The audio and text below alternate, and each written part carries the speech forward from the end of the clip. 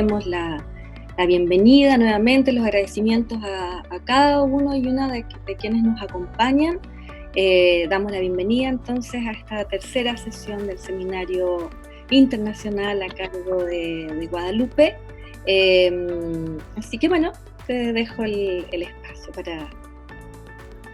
Bueno, primero, bienvenidos a todos. Vamos a dar comienzo a la tercera sesión y última de este 2020, que increíblemente termina. Esperemos que el año que viene sea mejor que este.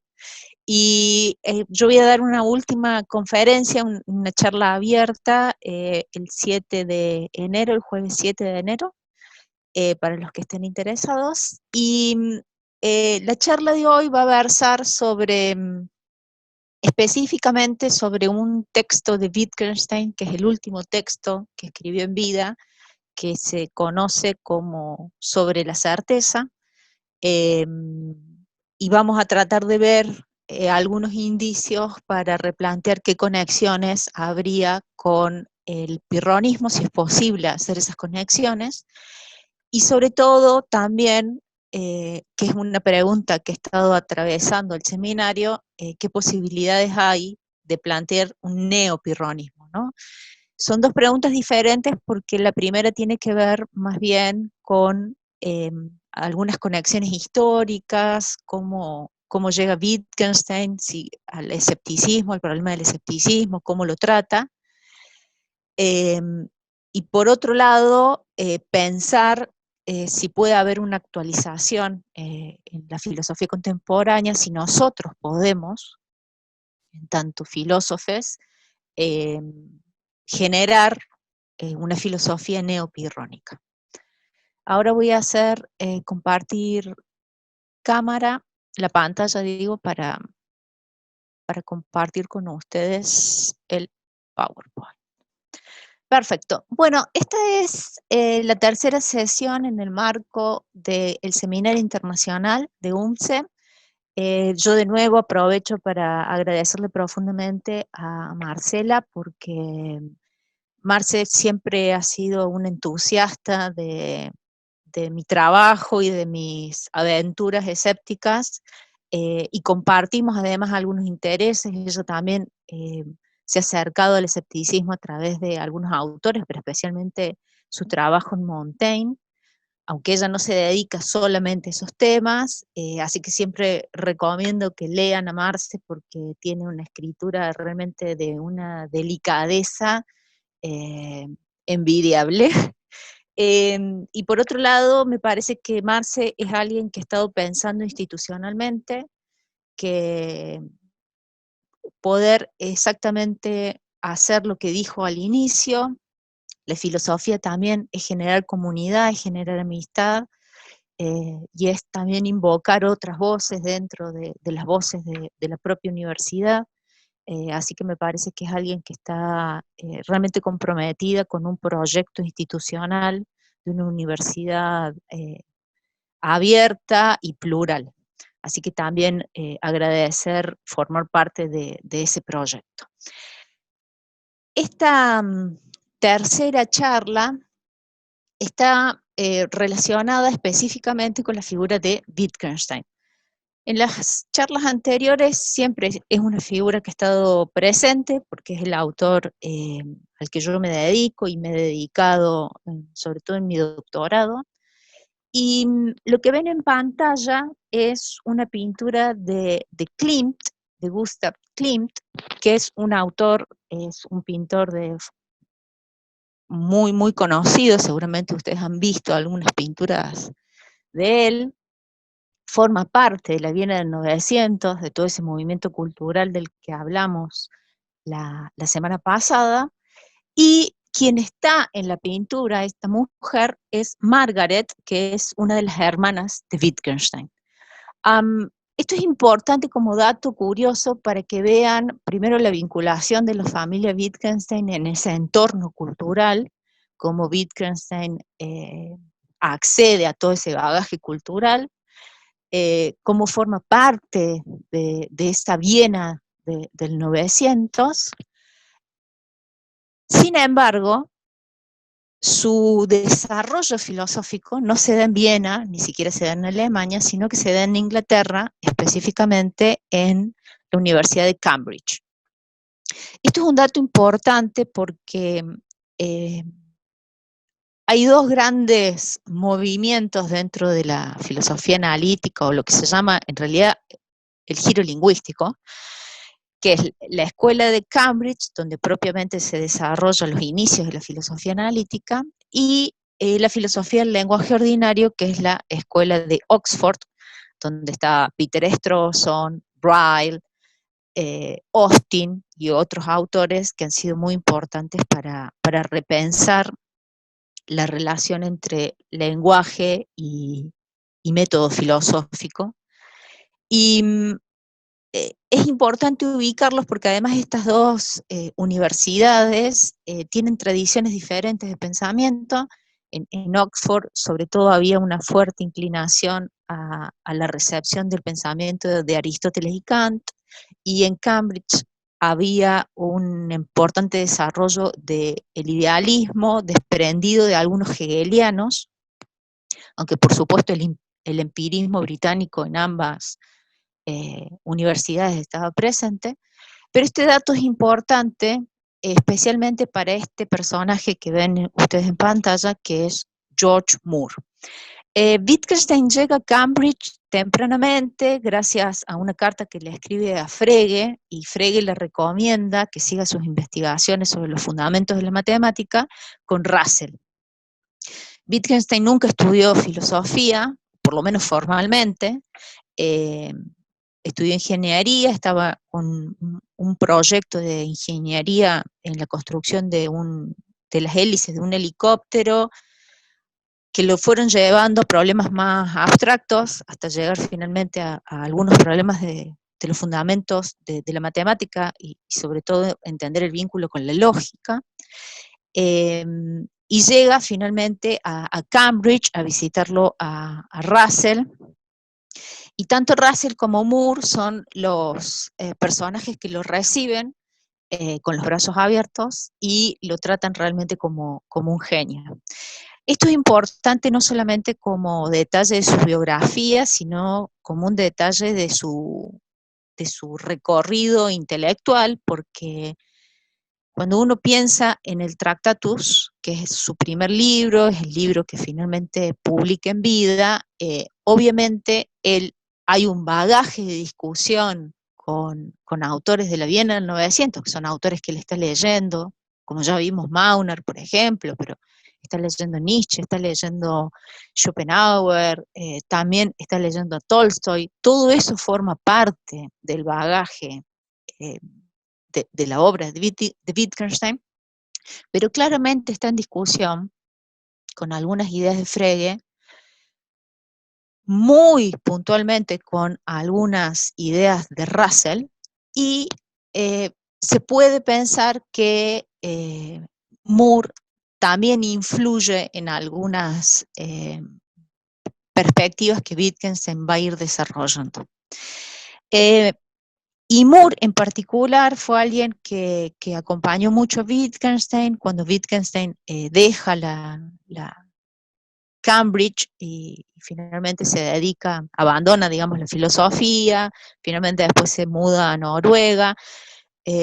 Moore hizo muchas visitas, logró que volviera a Cambridge en 1929, cuando Moore se jubila, quien hereda la cátedra es Wittgenstein, y Moore se tomó el trabajo desde el año 32 al 35, al 34, mediados del 34, de tomar notas de las clases de las que él participaba como oyente, de las clases de Wittgenstein.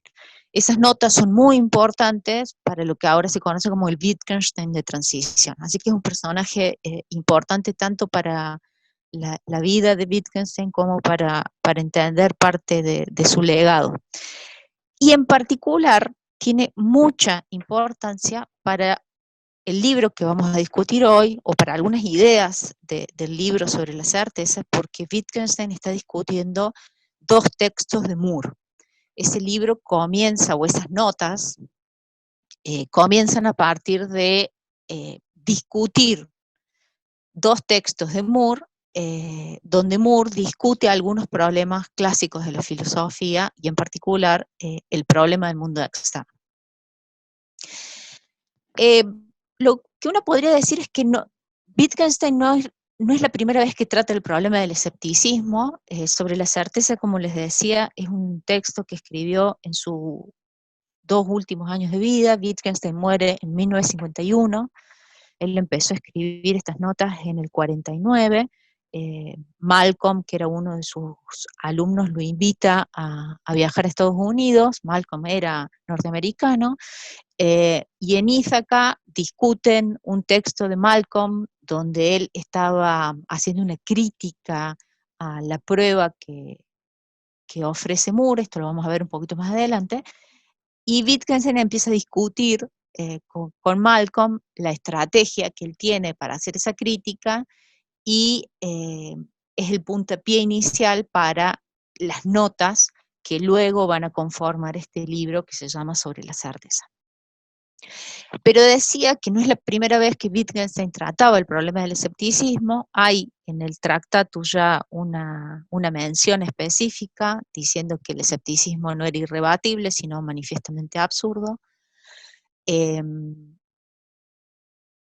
Y hay una relación directa entre escepticismo y duda radical, ¿no? Entonces uno podría decir que está pensando fundamentalmente en el escepticismo cartesiano. No obstante, uno podría decir que efectivamente, como problema filosófico, aunque sea un sinsentido, parece que podría tener algún valor filosófico, porque podría, una vez que nosotros disolvemos y entendemos el problema, finalmente uno podría ver correctamente el mundo, que es la parte final, digamos, del Tractatus. De todas formas, hay algunas investigaciones muy recientes donde vinculan a Wittgenstein con el cartesianismo, planteando que habría algo así como un solipsismo. Tiene que ver con la noción de voluntad también en el Tractatus, donde habría un acercamiento al escepticismo diferente, digamos, no sería solo una disolución, sino que él mismo desarrollaría un escepticismo. Pero bueno, eso también depende de cómo uno lea los vínculos entre la estructura lógica del lenguaje y del mundo, si hay o no alguna conexión con la realidad, porque de ser así, el problema del mundo externo no se plantearía.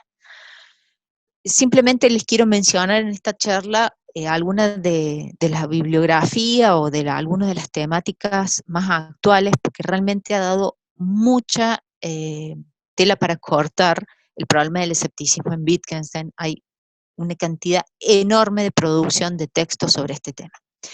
Y uno también podría pensar que en las investigaciones filosóficas hay una relación con el escepticismo, lo que uno podría llamar el escepticismo semántico, que tiene que ver con el problema de seguir las reglas a nivel lingüístico, y la posibilidad o no de un lenguaje privado, que es toda la discusión de Kripke.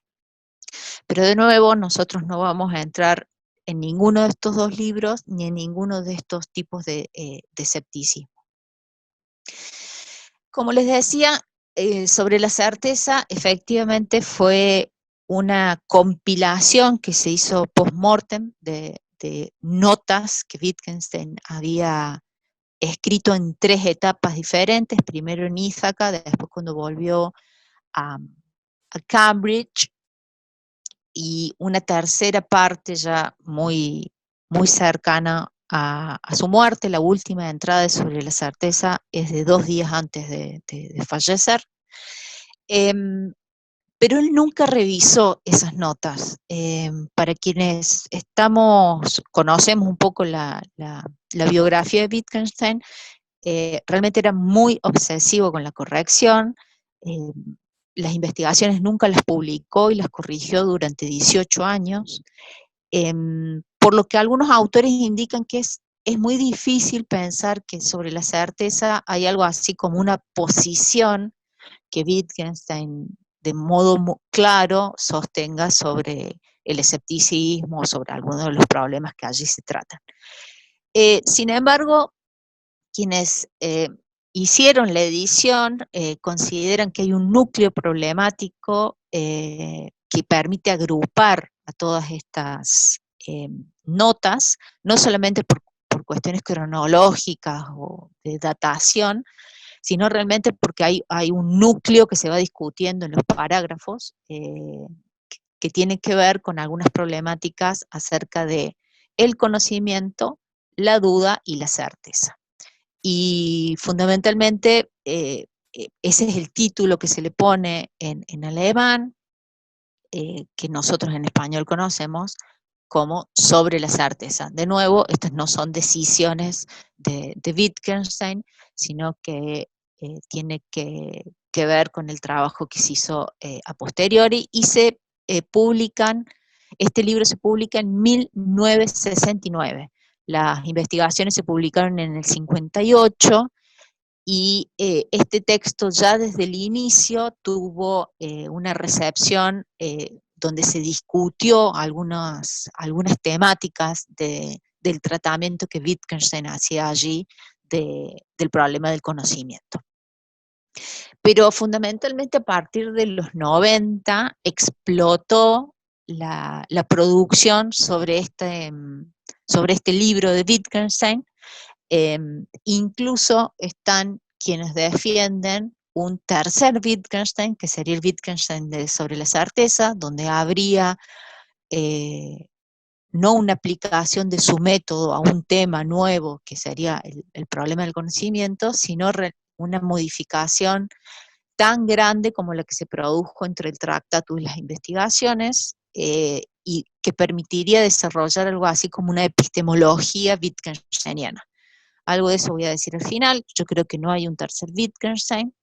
Creo que la metodología se aplica, digamos, todas las terapéuticas que ya estaban esbozadas en las investigaciones filosóficas se aplican a un nuevo problema, pero no habría una innovación que merezca la pena plantear algo así como un tercer Wittgenstein. Como les decía, esta compilación de notas parte de la discusión de algunas tesis previas de Moore. Moore es un autor importante para entender el problema del escepticismo porque, y acá me voy a referir un poquito a la biografía de Moore. Moore comenzó siendo un gran idealista, hace una crisis muy grande con el idealismo. Él tiene un libro muy famoso sobre ética que tuvo mucho influjo en los intelectuales de Cambridge de la época y el grupo Bloomsbury en Londres. Así que ha sido como un personaje muy importante. Y él quiebra con el idealismo y empieza una defensa del sentido común frente a lo que parecía que el idealismo negaba, y en particular una defensa del sentido común y del lenguaje ordinario y del lenguaje natural. Si bien después Moore no desarrolla una teoría sistemática sobre esto, es incipiente, digamos, el desarrollo de algunas ideas que muchos otros autores después tomaron. Y aparentemente era una persona que era muy, muy aguda en los comentarios que hacía, en cómo desmenuzaba los problemas y los conceptos, los usos de los conceptos a nivel filosófico. Entonces era alguien que aplicaba la técnica de ir analizando conceptualmente. Moore tiene una serie de conferencias, dos de las cuales son las que vamos a ver algunos elementos hoy, porque son en las que se detiene Wittgenstein. El texto que Malcolm estaba discutiendo es prueba del mundo externo. Pero para Wittgenstein el mejor texto de Moore es Defensa del sentido común, que es un poco previo, es del 25, ambas son conferencias. Y para Wittgenstein, y esto es importante porque puede marcar la relación que hay entre algunas de las afirmaciones o algunas de las ideas de Moore y lo que después Wittgenstein va a desarrollar. En defensa del sentido común, básicamente lo que plantea es que hay algunas proposiciones, por ejemplo, hay un cuerpo humano que es mío, este cuerpo nació en una época pasada, la Tierra ha existido por muchos años, así como una enumeración de estas proposiciones, y estas proposiciones él las va a llamar trivialidades, truisms en inglés. Y a Wittgenstein le interesa mucho, primero, que sean trivialidades, en qué sentido son obviedades. Para Moore tenemos un vínculo muy estrecho con estas trivialidades, en el sentido en que nos parecen a todos que son verdaderas, parece que tenemos un vínculo epistémico con ellas, a partir de las cuales las consideramos ciertas, no las ponemos en duda. Y tajantemente Moore va a decir, conocemos con certeza la verdad de estas proposiciones del sentido común. Estas trivialidades conforman el sentido común. Y Moore entiende que hay que defenderlas, por eso el título de la conferencia, de los ataques de la filosofía. La filosofía parece querer o negarlas o querer corregirlas. Y para Moore, el sentido común está bien como está, y esto va a resonar en Wittgenstein. Solamente que Wittgenstein va a entender que el sentido común no es algo así como una cosmovisión. Para Moore, el sentido común conforma una cosmovisión, entonces parece que se acerca a algo así como una prototeoría, que puede ser verdadera, etc. Hay un componente de caracterización epistémica en Moore sobre el sentido común que Wittgenstein abandona o nunca estuvo de acuerdo, digamos, con esa caracterización. Y en Prueba del mundo externo, que es un texto un poquito posterior, les quiero leer mínimamente el comienzo del libro, indica lo siguiente. Dice Moore, en el prefacio a la segunda edición de la Crítica de la Razón Pura de Kant, aparecen las siguientes palabras según la versión del profesor Ken Smith. Aún perdura el escándalo filosófico de que la existencia de las cosas exteriores a nosotros ha de aceptarse simplemente como una cuestión de fe, y si alguien tiene a bien dudar de su existencia, somos incapaces de atacar sus dudas con una prueba satisfactoria. Moore se va a tomar muy en serio estas palabras de Kant y va a entender que la filosofía debe dar una prueba frente a esto que aparece como un escándalo, que es no poder solucionar un problema filosófico sobre la existencia del mundo externo y cómo conocemos el mundo externo. Recuerden que uno puede plantear eso como dos problemas separados, ¿no? El problema del conocimiento y el problema de la existencia. Y esto tiene que ver, de nuevo, y Wittgenstein así lo relaciona, con cómo Moore entiende que el escéptico, o aquel que duda, con la duda lo que está haciendo es negar la existencia del mundo externo y negar que podamos establecer conocimiento sobre ese mundo externo. Y esto es muy importante, la idea de negación o de entender el escepticismo como un escepticismo negativo, porque claramente es una posición diferente a una posición como la pirrónica, donde efectivamente no se niega, ¿no? Como vimos en las clases pasadas, si hay algo que caracteriza el pirronismo, es que no se afirma ni se niega ninguna posición. Así que lo primero que uno podría pensar es que Moore está pensando en el problema filosófico del escepticismo, entendido como un idealismo negativo, como una negación de las posibilidades de probar la existencia del mundo y la negación de probar el conocimiento del mundo. Y lo que él va a ofrecer en Prueba del mundo externo es efectivamente eso, una prueba. Como les comentaba recién, estas son conferencias, entonces en la conferencia lo que él indica es las características que debe tener la prueba, y que si él lograse probar la existencia de al menos un objeto externo físico, da por resultado la prueba del mundo externo. Entonces levanta una mano, la muestra al público e indica que él sabe que él tiene una mano, él sabe que tiene otra mano, ha probado al menos la existencia de dos objetos externos. Hay otros detalles de la prueba, pero lo que nos interesa a nosotros es la idea de que él pruebe filosóficamente, partiendo de una experiencia común, ordinaria, ofrezca una respuesta o una solución a un problema filosófico. Y esto metodológicamente indica que la relación entre sentido común y filosofía para Moore es un continuo. No hay un corte, no es que la filosofía se mueve a un nivel separado completamente del sentido común, y redoblando la apuesta, el sentido común puede corregir algunas formas de plantear los problemas filosóficos. Y esto es muy importante para entender algunas cuestiones en Wittgenstein, porque en Wittgenstein efectivamente el sentido común, a diferencia de Moore, no responde a nada, no puede responder a un problema filosófico. Esto ya está en el cuaderno azul de Wittgenstein, que son los escritos, digamos, de las clases que dio al inicio de su retorno a Cambridge, que son anteriores a las investigaciones filosóficas.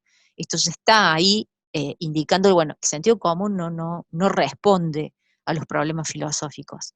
Ahora, para poder evaluar los problemas filosóficos, el sentido de esos problemas filosóficos, tenemos que ver los usos cotidianos de los conceptos, pero no para buscar respuestas, sino para entender los usos. Y si ustedes se dan cuenta, hay una enorme sintonía con Moore, pero también muchas diferencias. Hay como correcciones,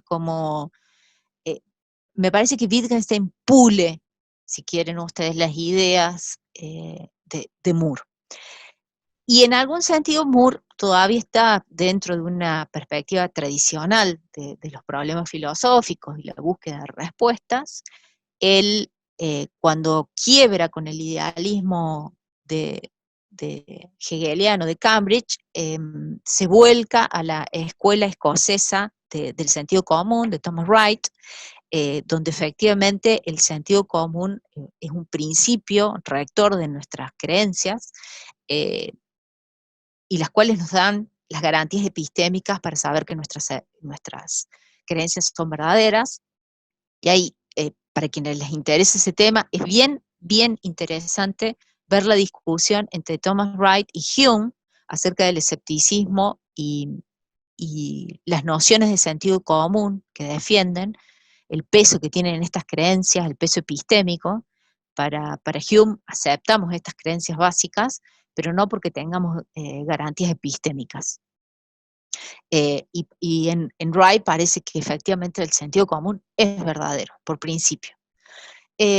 Moore está dentro de esa escuela escocesa de Thomas Wright, y el primer movimiento que va a hacer Wittgenstein es plantear que los ejemplos que elige Moore son interesantes no porque todos coincidamos en que conocemos eso que Moore dice que conocemos, sino porque en realidad nunca los ponemos en duda. O va a decir Wittgenstein, la duda es absurda. Entonces, a partir de esos ejemplos, de esas trivialidades que plantea Moore, lo que va a hacer Wittgenstein va a tratar de trabajar ciertos conceptos que establecen el problema del escepticismo, y nosotros ahora vamos afinando ya nuestro lápiz y vamos a decir el escepticismo cartesiano, el escepticismo dogmático, el escepticismo que niega la posibilidad de conocimiento y que niega la posibilidad de probar la existencia, y esa negación va de la mano de una duda radical, ¿no? Entonces el trabajo que va a hacer Wittgenstein es operar, trabajar sobre los usos que se hacen de ciertos conceptos y cómo ciertos conceptos están atados, y en realidad uno puede desatar esos conceptos, principalmente 3 conceptos que son muy caros al escepticismo, que es el concepto de duda, el concepto de conocimiento y el concepto de certeza. Con eso va a empezar a trabajar, por supuesto después a lo largo de sobre la certeza va trabajando sobre otros conceptos que son importantes para un proyecto epistemológico, como el de creencia, el de proposición, el de desacuerdo, etc. Pero esos 3 conceptos, sobre todo en la primera parte, son los que permiten ir desarmando la problemática escéptica. Fundamentalmente, y esto es un guiño que hace primero Moore, pero me parece que Wittgenstein lo desarrolla mucho mejor, que es que el escéptico moderno, el escéptico cartesiano, primero tiene que mostrar la legitimidad de la duda que está planteando. Porque parece que es una duda que en nuestro sentido común no funciona así, y que esa duda no puede establecerse en estas trivialidades, parece que nos da un cierto tipo de seguridad, que Moore entendió que era una seguridad epistémica, conocemos con certeza la verdad de esas trivialidades, pero que Wittgenstein va a entender de otro modo. Nos da certeza, pero no es una certeza epistémica, no es un grado de conocimiento. Entonces desvincula la noción de certeza y de conocimiento, que es fundamental para el proyecto cartesiano, como habíamos visto en la primera sesión. Para Descartes, la certeza, y la certeza, la primer certeza, el ego cogito, es el primer grado de conocimiento. En Wittgenstein, certeza y conocimiento ahora se van a separar. Y este es uno de los grandes, creo yo, aportes que hace Wittgenstein para el entendimiento, sobre todo de las posibilidades de la duda metódica y de la duda radical en Descartes. Entonces va a decir Wittgenstein, de nuevo, sobre la certeza, tiene una escritura semejante a la escritura de las investigaciones filosóficas, son parágrafos numerados, que uno puede como agrupar, como si uno armara como archipiélagos de los parágrafos. Uno puede leer de corrido, están numerados, pero uno después los puede reagrupar siguiendo alguna problemática. Todos los que discuten sobre la duda, o todos los que discuten sobre el conocimiento, algunos se solapan, otros se dividen, y en general, dependiendo qué parágrafos uno elija, uno puede inclinarse para una opinión o para otra, porque bueno, en Wittgenstein su metodología es efectivamente huir de esa sistematización de dar una postura fija y definida sobre un tema. Creo que más que una dificultad de que esto no fue revisado por Wittgenstein en estas notas, creo que forma parte también de su metodología. Aunque uno puede reconstruir efectivamente que hay una operación sobre algunos problemas filosóficos, y por supuesto que Wittgenstein opina determinadas cosas, pero también eso es materia de debate. Lo que voy a hacer ahora es, yo elegí algunos parágrafos donde trabaja sobre la noción de duda, certeza y conocimiento, como para que nos iniciemos en el tipo de trabajo que hace Wittgenstein sobre el escepticismo. La pregunta del idealista, de nuevo, yo lo que había indicado antes, cuando acá se dice idealista se está pensando en un escéptico negativo, porque así lo interpretó Moore. Entonces acá uno podría sustituir idealista por escepticismo o por escéptico, ¿sí? La pregunta del idealista podría formularse más o menos del siguiente modo: ¿qué derecho tengo a no dudar de la existencia de mis manos? Y la respuesta no puede ser, sé que existen. Eso es digamos, de manera muy irónica, una indicación a Moore, ¿no? No puedes responder desde el sentido común a una pregunta filosófica. Pero quien hace tal pregunta se olvida de que la duda sobre la existencia solo tiene lugar en un juego de lenguaje. Vean cómo no repara en la respuesta, sino que inmediatamente está analizando la pregunta. En vez de comprenderla sin más, deberíamos preguntarnos antes cómo sería una duda de semejante tipo.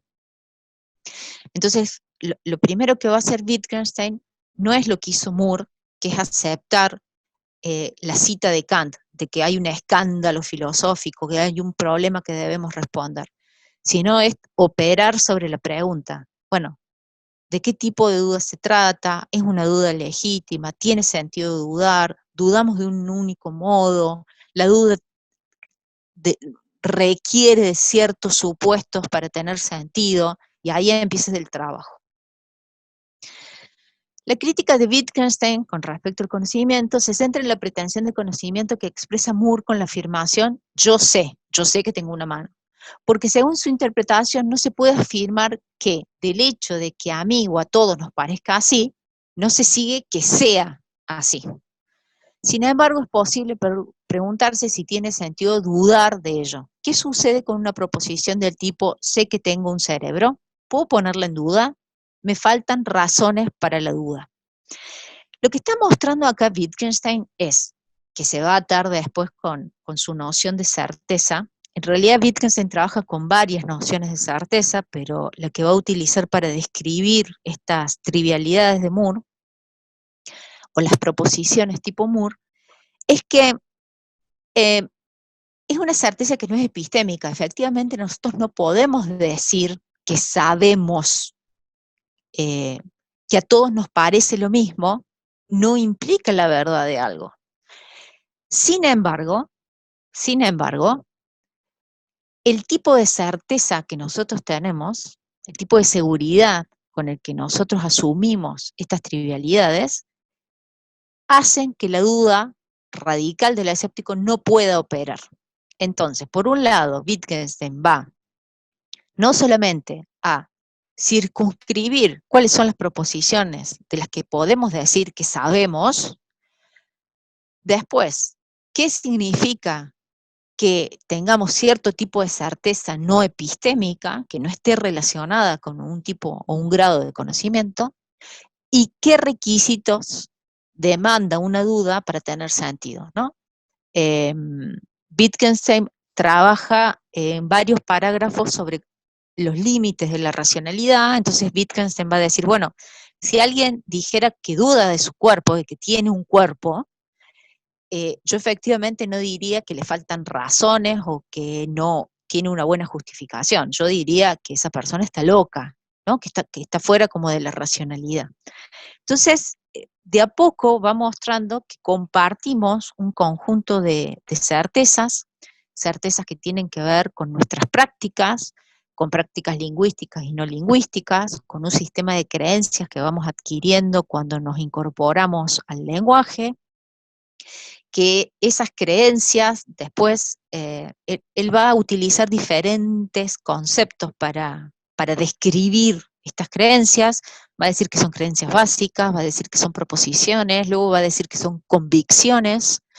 Yo creo que no es una dificultad para dar con un concepto para describirla, sino que en realidad es un conjunto diferente de, de, de experiencias que tenemos los seres humanos, que son experiencias compartidas, pero va a decir Wittgenstein, nosotros no llegamos a esas certezas porque nosotros podamos dar pruebas o porque nosotros investiguemos racionalmente y llegamos al fundamento, como entendió Descartes debíamos hacer, sino que son nuestras formas de vida las que van determinando ese conjunto de certezas muy básicas que dan por supuesto que tenemos cuerpos, que damos por supuesto que el mundo externo existe, y eso lo que implica es no una respuesta al escéptico, sino lo que implica es que el escéptico cree que puede poner en duda esas certezas, porque esas certezas no son producto de una investigación. Entonces parece que el escéptico lo que quiere hacer es proponer, bueno, justifiquemos estas certezas básicas que tenemos, y lo que Wittgenstein va a decir, o nosotros traducimos, es esas certezas no requieren un fundamento porque no funcionan así. dependen de nuestras prácticas son de origen convencional y arbitrario, por supuesto una vez establecidas tienen reglas, podemos distinguir usos correctos e incorrectos, pero no podemos poner en duda de manera global todas nuestras creencias, todas nuestras certezas. Es un proyecto que es inviable filosóficamente también. Un poquito más adelante va a decir, Moore selecciona precisamente un caso en el que él parece que todos nosotros sabemos lo mismo que él, sin poder decir cómo. Simplemente se le acepta como algo obvio que nunca se cuestiona y que quizás ni siquiera se formula. No llegamos a ninguna de ellas por medio de una investigación. Si nos preguntaran a nosotros cómo sabemos que tenemos un cuerpo, seríamos incapaces de decir cómo hemos llegado a tener esa creencia, esa seguridad, esa certeza, etc. La pregunta que va a hacer Wittgenstein es, bueno, no es que nosotros seamos incrédulos por tener esa creencia. La pregunta es, ¿por qué la filosofía necesita cuestionar esa certeza? ¿Por qué la filosofía entendió que necesitábamos una justificación de ese tipo de creencias? ¿O por qué, o cómo la filosofía está entendiendo que opera nuestra racionalidad? Él va a trabajar sobre varias nociones de certeza, la certeza subjetiva, la certeza objetiva, bueno, la certeza epistémica, que está atada efectivamente con una noción de conocimiento, con un grado de conocimiento que forma parte de un proyecto epistemológico. No es que él niegue eso, sino que lo que él indica es que eso no sirve para describir el tipo de certeza que nosotros tenemos a este nivel más básico. Con la palabra cierta expresamos la convicción absoluta, la ausencia de cualquier tipo de duda y tratamos de convencer a los demás. Y esto se mostrará en el modo en el que actúo y hablo de las cosas en cuestión. Nosotros nos movemos y actuamos como si el mundo externo existiera. Y para Wittgenstein eso es un dato, pero no es un hecho como una respuesta al escepticismo, porque el escéptico en el fondo tampoco está preguntando por hechos, sino que forma parte de las bases de, primero, de cómo interactuamos entre nosotros, pero forma también parte de las bases de nuestra racionalidad. La pretensión de Wittgenstein es mostrar que la certeza que revisten estas creencias básicas no es una certeza de carácter epistémico, como ha sido comúnmente interpretada, ya que no es un grado de conocimiento.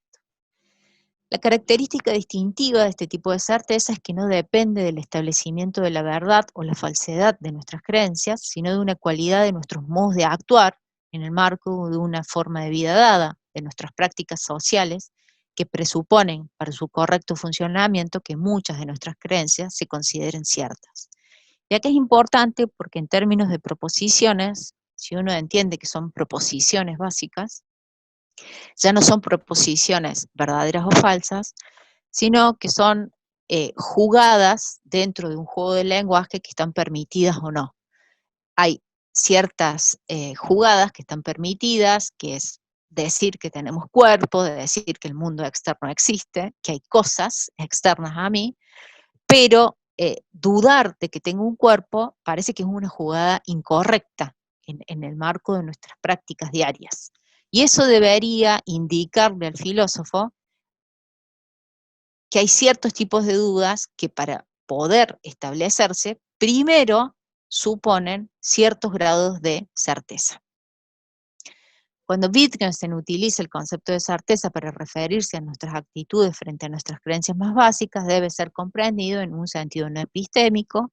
Esta es una cita de Rabosi, que es un filósofo argentino ya fallecido, que fue uno de los primeros filósofos que introdujo gran parte de la filosofía analítica en Argentina, y muchas discusiones sobre psicología Folk, la relación filosofía y ciencias cognitivas, y tiene algunos artículos sobre filosofía del lenguaje ordinario y algunos comentarios sobre la noción de sentido común que vale la pena releer y que por supuesto están en español. Wittgenstein va a decir también, mi vida muestra que sé, o estoy seguro de que allí hay una silla, una puerta, etc. Mi vida se basa en darme por satisfecho de muchas cosas. ¿Por qué no me aseguro al intentar levantarme de la silla de que todavía tengo 2 pies? No hay un porqué, simplemente no lo hago, así actúo.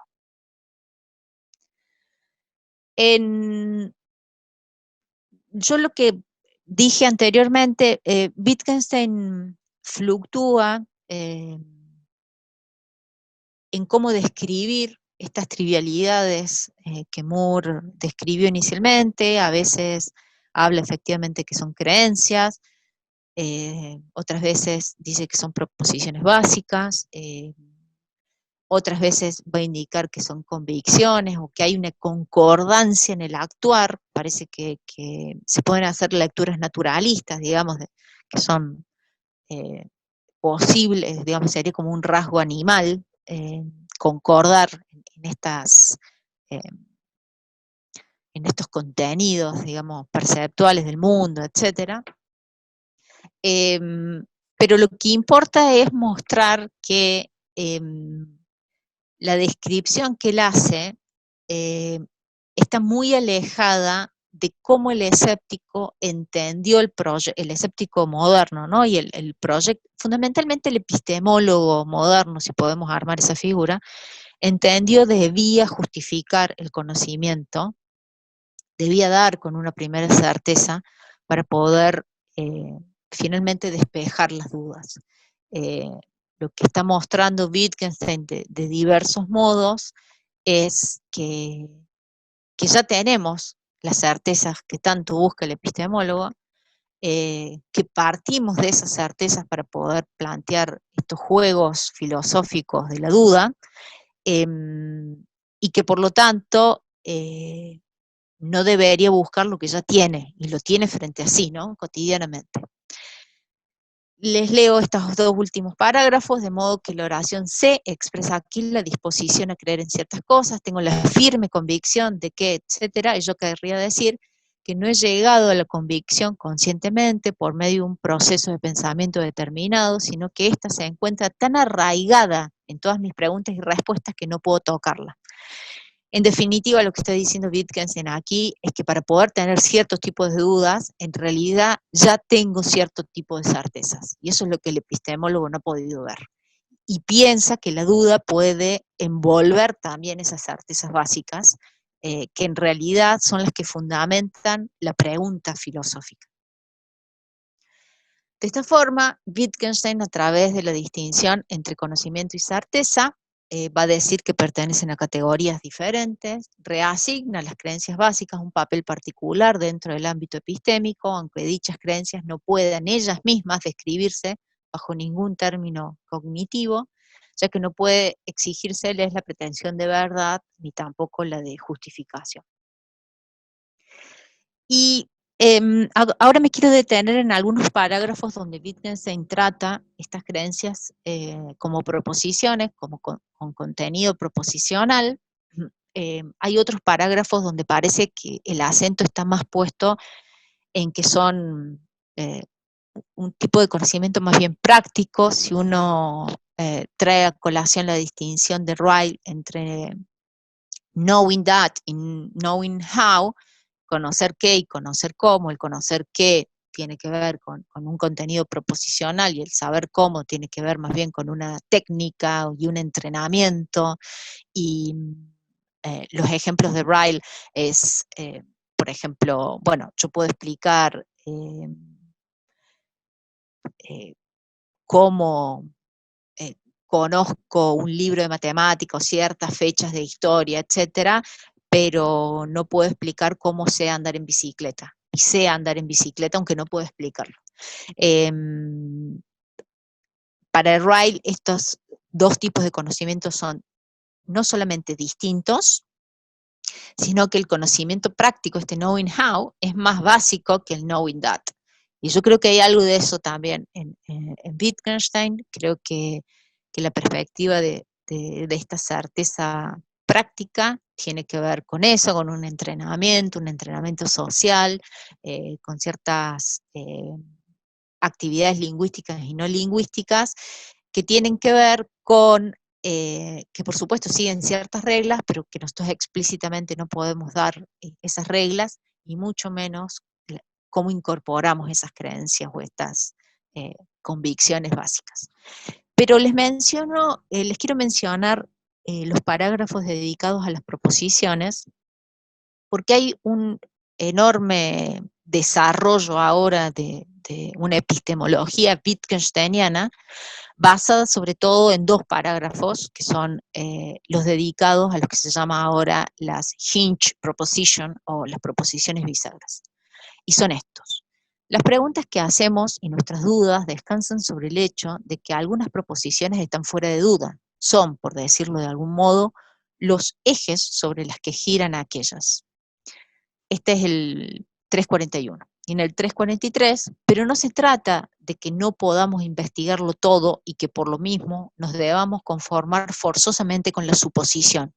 Si quiero que la puerta se abra, los goznes o las bisagras deben mantenerse firmes. Entonces hay un proyecto que desarrolla, sobre todo analiza Coliba, siguiendo la lectura del tercer Wittgenstein propuesta por Stroll y Moyal Sharrock, de que podría desarrollarse una epistemología wittgensteiniana basada en estas proposiciones bisagras, que son muy básicas, que no requieren justificación, y a partir de las cuales poder efectivamente elaborar un proyecto epistemológico. Yo creo que Wittgenstein no tenía esa pretensión. Coliba es bastante cuidadosa e indica que esto es de inspiración wittgensteiniana, pero yo creo que hay otros parágrafos donde se discuten las proposiciones que son más iluminadores de la metodología wittgensteiniana, que son los parágrafos donde aparece la metáfora del lecho del río. Y voy a leer el 96. Podríamos imaginar que algunas proposiciones que tienen la forma de proposiciones empíricas se solidifican y funcionan como un canal para las proposiciones empíricas que no están solidificadas y fluyen. Y también que esta relación cambia con el tiempo, de modo que las proposiciones que fluyen se solidifican y las sólidas se fluidifican. Esto tiene que ver con una distinción en Wittgenstein de proposiciones empíricas y proposiciones lógicas. Ya no lógicas en el sentido del Tractatus, sino lógicas en el sentido de que son las más básicas y que van como estructurando nuestra racionalidad. Pero esta imagen es mucho más flexible y fluida que las imágenes de los goznes fijos. Y la idea es que hay proposiciones que pueden cambiar de estatus. Hay una serie de parágrafos con respecto a si el hombre ha estado en la luna. Recuerden que esto fue escrito entre el 49 y el 51. Entonces Wittgenstein dice, bueno, si alguien me dice, he estado en la luna, para mí sería muy, mis primeras preguntas serían, bueno, ¿cómo lograste viajar? ¿Cómo lograste que una nave saliera de la gravedad de la Tierra, etcétera, etcétera, ¿no? Una serie como de preguntas empíricas sobre algo que en principio no podía darse, y si esa persona insistiera, he estado en la luna, ayer he estado en la luna, Wittgenstein diría, bueno, realmente esa persona está delirando. Ningún hombre ha estado en la luna forma parte de una proposición lógica, porque en ese momento no había forma de que fuera una proposición empírica. Sin embargo, para nosotros ahora sí es una proposición empírica porque tenemos cómo probarla, cómo responder a todas esas preguntas empíricas. Y me parece que con esto lo que se muestra es que para Wittgenstein no es tan importante las proposiciones bisagras, sino lo que es importante es que dentro de nuestro sistema de creencias, que es un sistema de creencias que se modifica, que es como un móvil, como esos juegos de los bebés, un móvil que se va, que todo el tiempo va girando, algunas proposiciones podemos distinguirlas porque algunas quedan fijas, pero eso que se fija es momentáneo. Y eso momentáneo que se fija permite entender las otras creencias, entender qué rol juegan en nuestros juegos de lenguaje, pero eso también podría modificarse. Y me parece que esto es más acorde a la metodología de Wittgenstein y cómo Wittgenstein está pensando nuestras creencias, nuestro modo de vincularnos al mundo, y me parece que queda más cercano a esa noción de acción y de prácticas que tanto rescata para repensar estas certezas básicas. De todas formas, lo quería traer a colación por si alguien está interesado en estas temáticas, forma parte importante de lo que se está discutiendo ahora en epistemología. Muchos autores han planteado sus posiciones dependiendo del vínculo que uno puede establecer entre Wittgenstein y Moore. Si hay continuidades o hay discontinuidades. Uno podría plantear que hay continuidades porque frente al desafío escéptico, como parte del enfoque de diagnóstico, no pretenden contestar de manera directa al escéptico, sino examinan y evalúan las condiciones en las que el desafío es planteado. Esta es la posición de Michael Williams. Pero yo creo que Moore, en realidad, sí está parado en la posibilidad de dar una respuesta, que Moore no comparte el enfoque de diagnóstico. Y después los que plantean continuidades es que Wittgenstein continúa las intuiciones de Moore, desterrando finalmente al escéptico radical, y que formarían los dos parte de un proyecto epistemológico, ¿no? Que esto es el tercer Wittgenstein, etc. Con interpretación con la que yo no acuerdo tampoco.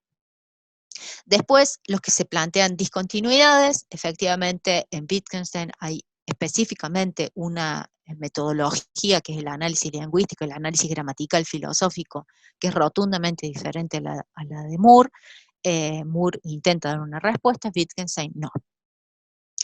Y finalmente, y yo estaría en esta última, quienes sostienen que efectivamente hay un tratamiento diferente de los problemas filosóficos, de la tradición filosófica, y sobre todo de la distinción de niveles y la distinción de escepticismos.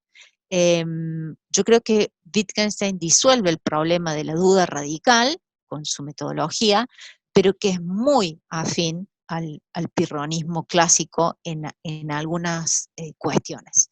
Y esto es lo que permite releer a Wittgenstein dentro de la orientación pirrónica, donde claramente Moore no entraría. Y acá habría que plantear que sobre la certeza entonces hay al menos dos niveles, o habría que diferenciar tipos diferentes de escepticismo. El primer escepticismo es este escepticismo negativo planteado por Moore, donde escepticismo e idealismo van de la mano, donde básicamente se niega que es posible el conocimiento, y el escéptico o el filósofo idealista negaría que el sentido común contenga algún grado de verdad o de certeza. Yo creo que Wittgenstein disuelve el problema cartesiano, pero no disuelve el pirronismo, sino que habría algo así como una afinidad con el pirronismo. Afinidad, por supuesto, que no tiene que ver con que Wittgenstein haya leído las fuentes antiguas del escepticismo, sino que tiene que ver con una afinidad por las propuestas y el tratamiento de digamos, de lo que en sexto es el criterio práctico. Parece que aquí también habría una afinidad en cómo considerar nuestras creencias más básicas, el funcionamiento de nuestra racionalidad, etc. Vogelin fue uno de los primeros que claramente planteó esto, indicando que Wittgenstein tiene una postura crítica frente al escepticismo cartesiano, pero exhibiría un tono pirrónico en muchos de sus escritos. Sin embargo, Vogelin entiende que, sobre todo en las investigaciones, hay un tono pirrónico, porque es un tono dialógico de las investigaciones, donde parece que no hay una postura sistemática. En cambio, en Sobre la certeza hay algunos parágrafos donde parece que Wittgenstein asume un vocabulario fundacionalista, muy cercano a un epistemólogo. Estos parágrafos son los que permitieron a Ambrun Stroll hablar de un fundacionalismo en Wittgenstein, aunque no un fundacionalismo a la de Descartes, sino lo que él llamó heterogéneo, porque hay diferentes tipos de certezas, que permitió después que Moyal-Sharrock planteara el tercer Wittgenstein y todo el proyecto epistemológico. Yo creo que que la idea de fundamento es una operación crítica que hace Wittgenstein ahí. No, no creo en ningún sentido que tenga ese proyecto. Y sin embargo, para Vogelin, digamos, uno podría globalmente pensar el pensamiento de Wittgenstein como una batalla o una oscilación entre el dogmatismo y el pirronismo. Y sobre todo porque, bueno, es como una caracterización de toda la filosofía wittgensteiniana, ¿no? De lo difícil que es poder establecer cuáles fueron las opiniones de Wittgenstein. Yo creo que de todas formas eso forma parte de la metodología de Wittgenstein. Darnos pistas para que nosotros sigamos pensando en los problemas que nos van apareciendo, ¿no? Como para cerrar, les quiero mostrar un mapa de la relación entre Wittgenstein y el neopirronismo. Les contaba, bueno, que en Vogelin esto estaba muy presente, lo vimos en la conferencia pasada. Vogelin está más bien concentrado en las teorías de la justificación, en el problema del contextualismo, si se puede derivar un coherentismo, un contextualismo sobre la certeza, etc.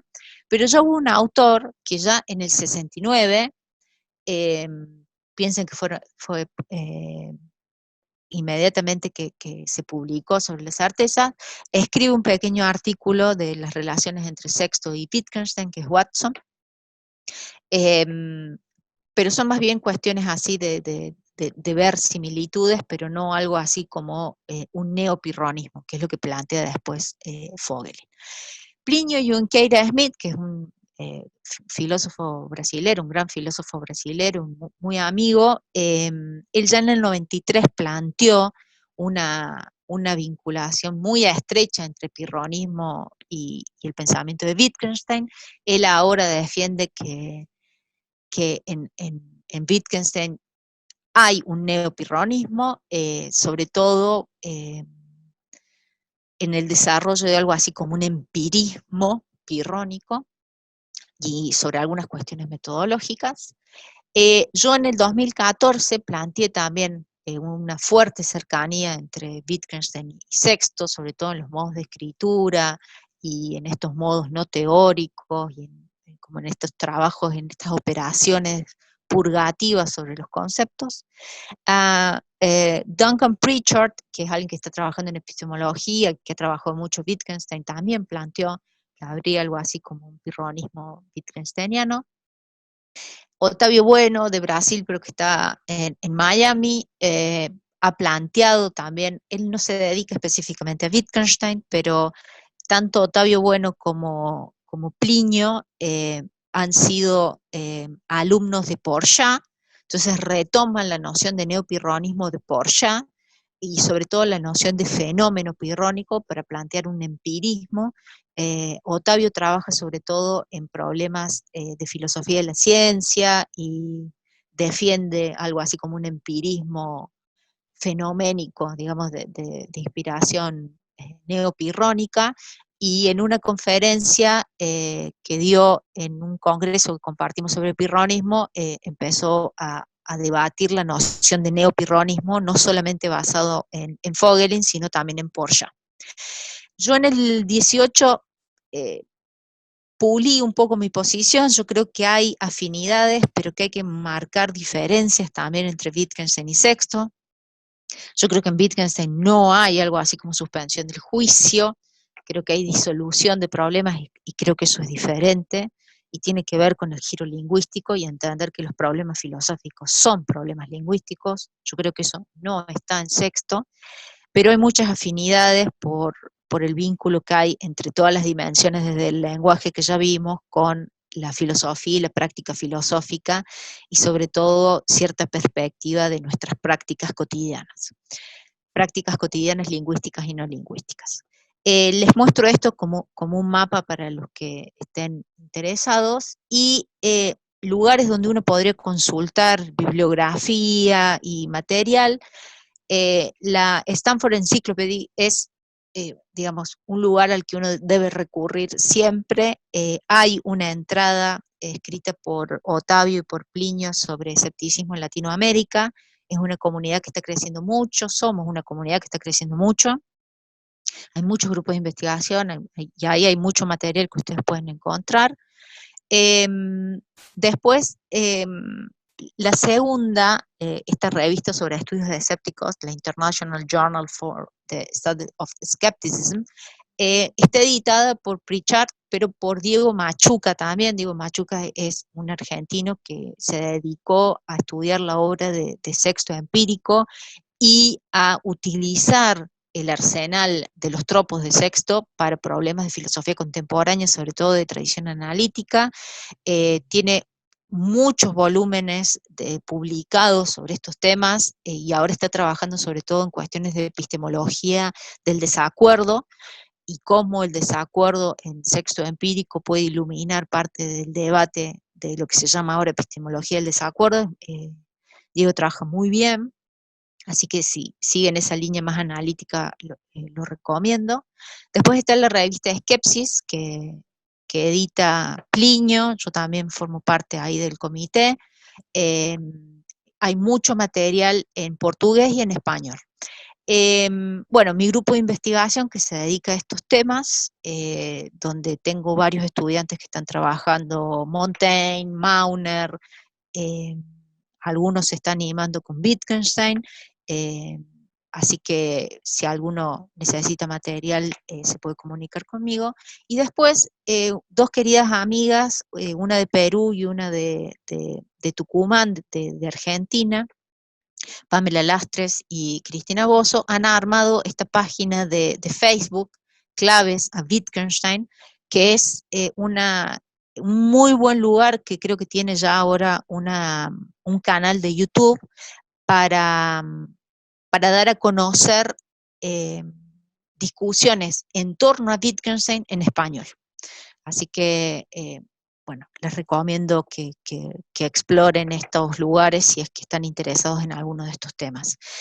Finalmente, lo que diría para ya ir cerrando es que creo que Sobre la certeza es un libro que uno no podría describir simplemente como una posición antiescéptica, porque ya hemos visto que por escepticismo podemos entender varias cosas, que Wittgenstein opera y trabaja sobre una noción particular de escepticismo, que es sobre todo la de cuño cartesiano, pero sobre todo la heredada por Moore, entendiendo que hay ahí un escepticismo negativo, y que eso no prohíbe, no limita las posibilidades de acercar a Wittgenstein a una orientación escéptica antigua, pirrónica. Hay otros elementos que uno podría trabajar para ese acercamiento, la filosofía como terapéutica, o, bueno, hay un autor chileno, que es Eduardo Fermandois, que ha trabajado bien, muy bien, Wittgenstein y la filosofía como modo de vida, todo, digamos, los ejercicios espirituales de Pierre Hadot y Wittgenstein, que también lo recomiendo. Así que si uno quiere ver la riqueza que tiene el problema escéptico, Sobre la certeza, sin dudas, es un libro a leer. Muchas gracias. Oye, volviendo, muchas gracias, Guada. Te agradezco mucho la presentación. Obviamente queda abierto el espacio para quienes se sientan invitados a hacer alguna pregunta. Yo voy a mirar abajo también porque tengo me van contando. Nada, me quedé pensando para abrir, digamos, la discusión. En varias, digamos, en cuestiones como, de comillas, metodológicas o de ciertos tipos de relación que tú quieres activar, porque decías, claro, no hay como simple continuidad ni simple adscripción, además con la complejidad que tendría eso digamos, en esta orientación. O sea, pensamos en el escepticismo como orientación, por lo tanto también implica una disposición, digamos, que que es difícil de asir digamos, de nuevo, ¿no? Sí, sí. Dogmáticamente o en premisas, ¿no? Y pensaba, me hizo pensar en esto, ¿no? De que había una clave que tú nos entregabas respecto a esa sintonía o esa conexión que tiene Wittgenstein con ciertas apuestas escépticas vinculadas a una definición de la filosofía, a una comprensión de la filosofía, ¿no? Una concepción eh, antidogmática, ¿Mm?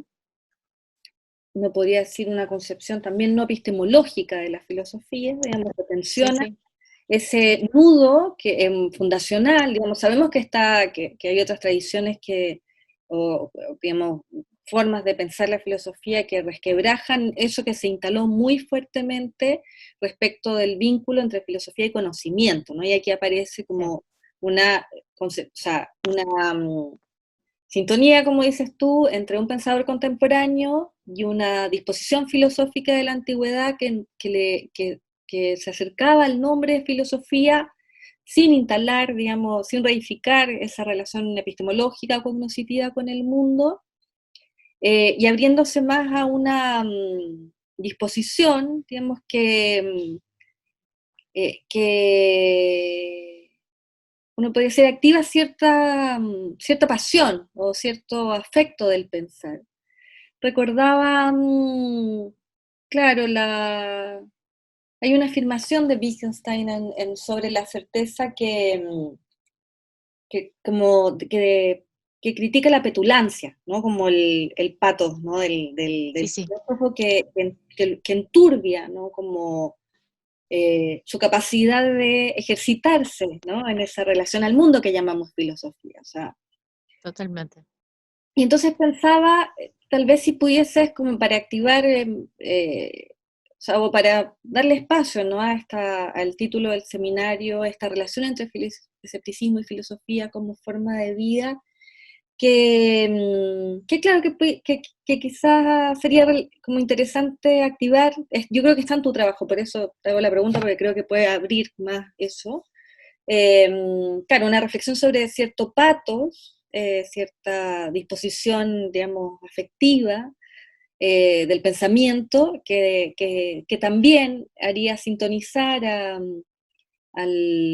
digamos, al peronismo con Wittgenstein, y que tiene que ver claro, con este ejercicio de confrontación pensaba, claro, esa idea también, por ejemplo, la vanidad con la que tensiona Montaigne, ¿no? De como, Sí, sí. digamos, este hombre digamos, que parece llenarse con su propio, una idea de humanidad, digamos, que parece llenarse con su propio ego, dice como los odres vacíos que se llenan de viento, eh, digamos, podemos caer ahí, ¿no? En una relación Sí. completamente petulante. Bueno, yo creo que ahí, por supuesto, es muy complejo en Wittgenstein cuando uno habla de las terapias que él plantea como metodología, y además es importante que esto que es plural, ¿no? No es una metodología filosófica, sino son diferentes terapias, etcétera. Eh, Hacer el link con la tradición antigua sin o desconociendo que está leyendo Freud y que hay también toda una noción de terapia muy asociada al trabajo de Freud, ¿no? Digamos, Wittgenstein estaba muy en contra de que Freud pudiera hacer una teoría sobre eso, pero para él era muy iluminador de Freud las metáforas que generaba. Entonces, por ejemplo, pensar los sueños como enigmas. Esas ideas a Wittgenstein le fascinaban, porque eran pistas para dislocarse, un modo de ir pensando, dislocarlo, ¿no? Y me parece que esa es como la estrategia que Wittgenstein tiene. Por eso yo creo que en Wittgenstein no hay suspensión del juicio, si uno entiende que la suspensión del juicio, por lo menos en sexto, es producto de la equivalencia de argumentos y contraargumentos. Wittgenstein yo creo que es más cercano a Montaigne en el hecho de ir como dislocando, utilizando metáforas como que vos vas pensando y ¿no? Y te mueven un poco, te dislocan, y vas por otro lado. Creo que así funciona, solamente que no es como en Montaigne, que es como el cúmulo de cosas. Ahora, en esta sintonía que vos planteás y como en esta dimensión que yo llamé práctica también, pero que bueno, son otras, también son preguntas de corte ético-existencial, etcétera. Hay reflexiones de Wittgenstein sobre la filosofía que están en algunos textos que se están publicando ahora de la etapa de transición, escritos a máquina, se llama en la traducción española, donde Wittgenstein habla de que los problemas filosóficos no son solo problemas lingüísticos, como si fuera la filosofía simplemente una técnica a aplicar sobre el lenguaje, sino que en realidad son un problema de la voluntad también de quien filosofa, y es un poco lo que habíamos dicho en la clase anterior de por qué ciertos problemas nos fascinan, cómo operar sobre esa fascinación que nos generan, que el tiempo se pueda medir. ¿Cómo puede ser que yo dude de que tengo un cuerpo? ¿No? Entonces, en algún sentido es como una operación sobre la precipitación de la que hablaba Sexto, pero acá es una operación sobre lo que nos fascina el lenguaje, ¿no? Cómo el lenguaje nos puede, y sobre todo cuando el lenguaje se aleja de los usos cotidianos, porque en los lenguajes cotidianos hacemos pie, pero la filosofía se aleja de los lenguajes cotidianos. En ese alejamiento, a veces es como una rueda que gira en el vacío. Esa es otra de las metáforas de Wittgenstein. Y ahí es donde se puede perder. Entonces yo creo que esta orientación pirrónica, a diferencia de cómo la modernidad entendió que era una perspectiva autodestructiva de la razón, yo creo que justamente es como traerla, es como cuando uno pesca algo y tenés que, la caña la tenés que ir trayendo. Bueno, yo creo que es como el exceso, digamos, estas son filosofías como más minimalistas en ese sentido. Pero a mí lo que me interesa pensar es que entonces el neopirronismo, y yo acá que me parece que por ya hay algo de Vogelin hay, más que dar un contenido específico a qué es el neopirronismo, bueno, tiene que haber suspensión del juicio, tiene que haber equipolancia, es pensar sobre todo en esta dimensión de primero una orientación implica que vos podés ir añadiendo cosas nuevas a esa orientación, porque es una orientación que se abre, eh, que se va modificando, porque en sí misma es una pura modificación. En algunas cosas mínimas, básicas, algunos elementos compartidos tienen que haber, y yo creo que es esta perspectiva de un trabajo con uno mismo, porque Wittgenstein, fíjate que no quería publicar porque no quería discípulos, no quería que repitiésemos sus ideas, quería que cada uno trabajara consigo mismo, ¿no? Entonces esa operación es sobre los problemas a los que vos te vas enfrentando, vos como individuo que hace filosofía. Por otra parte, la filosofía como problema, como temática, es el eje de la filosofía. Es todo el tiempo pensar qué estamos haciendo cuando no.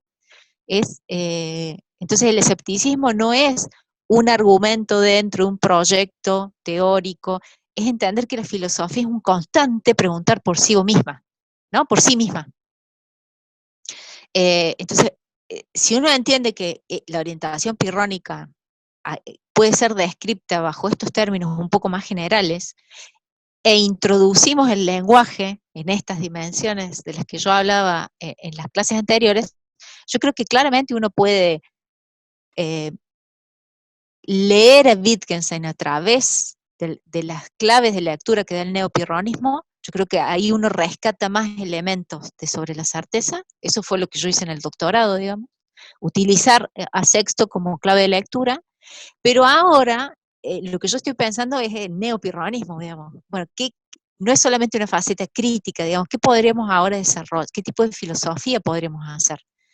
Y Wittgenstein nos enseña mucho, creo yo, en estas cuestiones metodológicas, de nuevo, no en un sentido simplemente técnico de la filosofía. Y ahí creo que hay mucha sintonía con Montaigne, mucha sintonía con Sexto, ¿no? Muchas gracias, Guada. Te decía que voy a apagar un poco el video porque tú ahí se me paró el corazón, porque oye, Bueno. y estoy viendo si hay algún comentario, consulta, creo que hay. Dale. Gracias, Gonzalo. Pregunta si crees que el pirronismo puede ser concebido o considerado un juego de lenguaje legítimo como cualquier otro. Desde una perspectiva, desde Wittgenstein, digamos, si utilizamos la metodología de Wittgenstein para analizar el pirronismo, creo que sí, porque, digamos, si es un juego filosófico, yo creo que Wittgenstein aceptaría que es un juego filosófico, digamos, no es una antifilosofía, y creo además que que compartirían muy afínmente la descripción que se hace de cómo vivimos, de cómo actuamos, de cómo compartimos, cómo nos comunicamos, bueno, toda esa defensa que hace Sexto de la guía de los fenómenos. Si ustedes se fijan sobre la certeza, digamos, parece una operación escéptica en un sentido tradicional, porque empieza a partir de tesis que plantea Moore, ¿no? Que Moore acá parece la figura del dogmático. Por eso yo creo que hay como discontinuidades, por más que hay algún tipo de inspiración en Moore, el ejercicio de Wittgenstein es esa operación, ¿no? Corrosiva sobre las afirmaciones de Moore. Lo que no creo que haya es toda esa sutileza más técnica de los tropos. Me parece que Wittgenstein utiliza todo tipo de artimañas y creo que además tiene opiniones y las vierte y después se niega y después se afirma, pero parece él en primera persona, ¿no? Eh, yo creo que Moore está equivocado. Me parece que esa primera persona no está en Sexto. Y una primera persona que está en Montaigne, pero no está en Sexto. Entonces hay algunas diferencias, pero claramente si nos ponemos en la piel de Wittgenstein, que me perdone, yo diría que el escepticismo de Sexto es más que legítimo, tiene sentido, ¿no? Si disolvió a Descartes, lo que podemos decir es que en realidad hay afinidad con Sexto, dándole la posibilidad de ser una propuesta filosófica con sentido. Uh-huh. Gracias, Guada. Le voy a dar el espacio. Gracias, Soledad, por su pregunta. Te pregunta, Soledad, si hay alguna relación con el pragmatismo. Bueno, a ver, en la biografía, Wittgenstein leyó a James, sobre todo variedades de la experiencia religiosa, que es un texto que lo acompaña mucho y claramente hay mucha afinidad con el pragmatismo y uno podría decir que, digamos, en Sexto también hay se adelanta muchas de las ideas que el pragmatismo, me imagino que estás hablando del pragmatismo norteamericano, va a desarrollar después. Lo que pasa es que ni en Wittgenstein ni en Sexto hay algo así como una teoría de la verdad, que en el pragmatismo parece haberla, aunque sea en términos utilitaristas o pragmatistas, bueno, parece que hay algo así. Y me parece que hay una idea que está en James que Wittgenstein también comparte, que es la idea de los temperamentos filosóficos, que muchas de nuestras posiciones son diferentes, no porque unas sean verdaderas y otras falsas, sino porque dependen del temperamento del que filosofa. Yo creo que Sexto diría lo mismo. Lo que pasa es que hay que operar sobre esos temperamentos también, porque esos temperamentos a veces no se asumen como temperamentos, sino se asumen como posiciones verdaderas, universales. Entonces, la operación que hace la filosofía es para que esas posiciones se den cuenta que surgen de temperamentos, que son, digamos, también hay un componente de la voluntad de la afectividad que hace que tengamos ciertas posiciones, afinidades con ciertas posiciones y no con otras.